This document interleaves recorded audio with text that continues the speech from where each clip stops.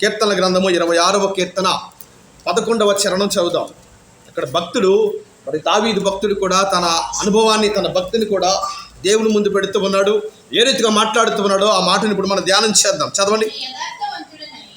నేను యథార్థవంతుడనై నడుచుకొనుచున్నాను, నన్ను విమోచింపుము, నన్ను కరుణింపుము. మరొకటి చదవండి ఇదే మాట. నేను యథార్థవంతుడనై నడుచుకొనుచున్నాను, నన్ను విమోచింపుము, నన్ను కరుణింపుము. దేవునికి స్తోత్రం కలుగును గాక. ఎవరు పలుకుతున్న మాట ఇది? 26వ కీర్తన ఎవరు రాశారంట? భక్తుడైన దావీదు రాసిన కీర్తన ఇది. అతని అనుభవంలో పలుకుతున్న మాట ఇది. తన భక్తిని కూడా దేవుని ముందు పెడుతున్నాడు. అయ్యా, నన్ను మీరు కరుణించాలి, నన్ను కనికరించాలి.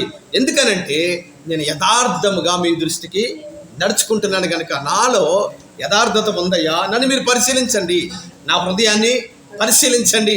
ఒకవేళ నేను యథార్థవంతున్నో లేక అన్యాయస్తున్నో, మీకు వ్యతిరేకంగా ఒకవేళ నేను పాపం చేశానేమో, ఈ మాట నేను పలుకుతున్నాను కదా, మీరు నా హృదయాన్ని పరిశీలించి అప్పుడు మాత్రమే నన్ను మీరు విమోచించండి, అప్పుడు మాత్రమే మీరు నన్ను కరుణించండి అన్నట్లుగా ఒక అద్భుతమైన మాటను దేవుని ముందు పెడుతూ ఉన్నాడు రాజైన.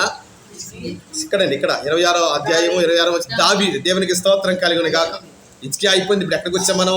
దావీదు దగ్గరికి వచ్చా. దావీదు దేవునితో పలుకుతున్న మాట ఇది. నేను ఎంత యథార్థవంతుడనో, ఏమన్నాడంట?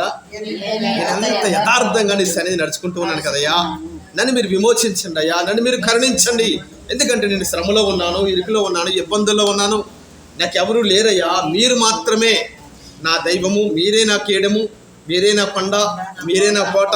ఈ మాటలన్నీ కూడా దావీదు కీర్తనలోనే మనకి ఎక్కువ కనబడుతూ ఉంటాయి. దేవునికి స్తోత్రం కలుగును గాక. అంటే చూడండి, సమస్తము కూడా దేవుని మీదనే పెట్టేశాడు దావీదు.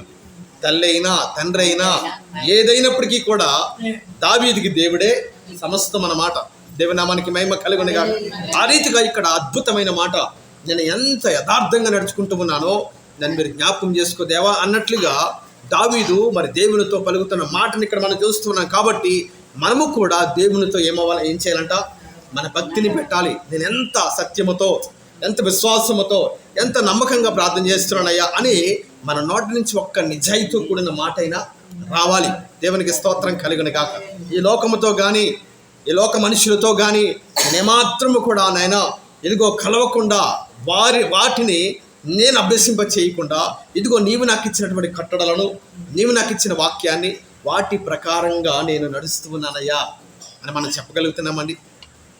చెప్పగలుగుతున్నాం దేవునితో.